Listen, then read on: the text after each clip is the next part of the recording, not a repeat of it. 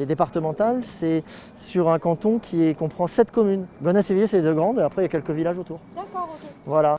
Ce territoire, Cédric Sabouret le connaît bien. Conseiller départemental sortant, le socialiste se présente pour un 3e mandat.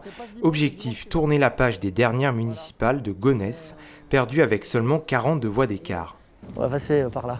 Associée à une nouvelle équipière de 33 ans, la conseillère municipale de Villiers-le-Bel, Cecilia Tunsissimo, le quadragénaire revendique son expérience de terrain. Je m'appuie sur un bilan sur les 7 communes du canton sur lesquelles j'ai travaillé, avec la volonté de travailler en bonne intelligence avec l'ensemble des acteurs du territoire, mais aussi de promouvoir une nouvelle dynamique parce que sur l'est du Val d'Oise, ça ne vous a pas échappé que les différents projets ces dernières années sont quasiment tous tombés à l'eau. Ensuite, le collège. Quand les enfants vont grandir, ils vont aller au collège. C'est le conseil départemental. Faire preuve de pédagogie, c'est le mantra de Djida Teshtash. Également conseillère départementale sortante, la première adjointe au maire de Villiers-le-Bel défie son ancien binôme socialiste.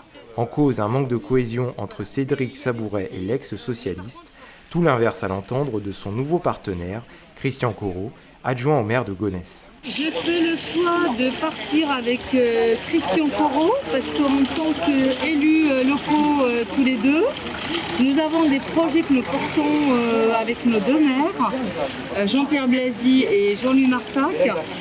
Moi j'estime qu'aujourd'hui nous avons le ticket le plus en responsabilité, on va dire, en responsabilité et profondément vraiment de gauche. Et on représente vraiment la population de notre territoire. Il y a l'extrême gauche qui est là, tu as l'extrême droite qui est là, moi je suis au centre, droite. D'accord ? Une alternative centriste, voilà ce que propose Patrick Engrevier. Soutenu par l'UDI et la majorité départementale, le trentenaire fait campagne avec Sandrine de Almeida, adjointe au maire de Gonesse. Ancien conseiller municipal à Garges-les-Gonesse de 2014 à 2020, ce chargé d'affaires dans une banque souhaite établir une proximité avec les habitants du canton. Faisant du porte-à-porte, en étant sur le terrain chaque jour, on s'aperçoit que nos concitoyens sont vraiment en demande de connaître réellement leurs conseillers départementaux. Aujourd'hui, ce n'est pas le cas. Et de l'autre côté également, ils vont regarder les actions qui ont été déjà faites et menées par le passé. Malheureusement, il y a énormément de demandes de la part de nos concitoyens sur notre canton.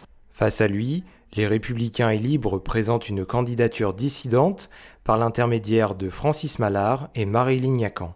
Contactés, ils n'ont pas répondu à nos sollicitations. Et le plus important, la liste des panneaux, le listing. Perfectionniste, Philippe Mouline soigne le collage de ses affiches. Préparateur en pharmacie et conseiller en radioprotection clinique, le représentant du Rassemblement national fait équipe avec Annabelle Humbert, une boulangère. Déjà candidat en 2015 sur le canton de Saint-Ouen-l'Aumône, le quinquagénaire était parvenu à éliminer les socialistes dès le premier tour.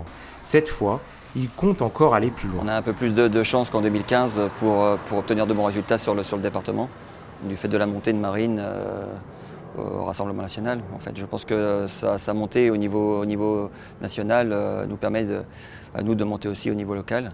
Et on espère beaucoup de ces élections, parce que donc plus on aura d'élus, je pense que c'est un symbole fort pour les élections présidentielles qui arrivent, en fait. Deux derniers tandems courtisent les électeurs de gauche. D'un côté, la candidature commune de l'insoumise Christelle Laurando et de l'écologiste Khalid Zougag. De l'autre, le binôme du mouvement des progressistes et des radicaux de gauche, incarné par Philippe de Bruyne et Suzanne Ndjok.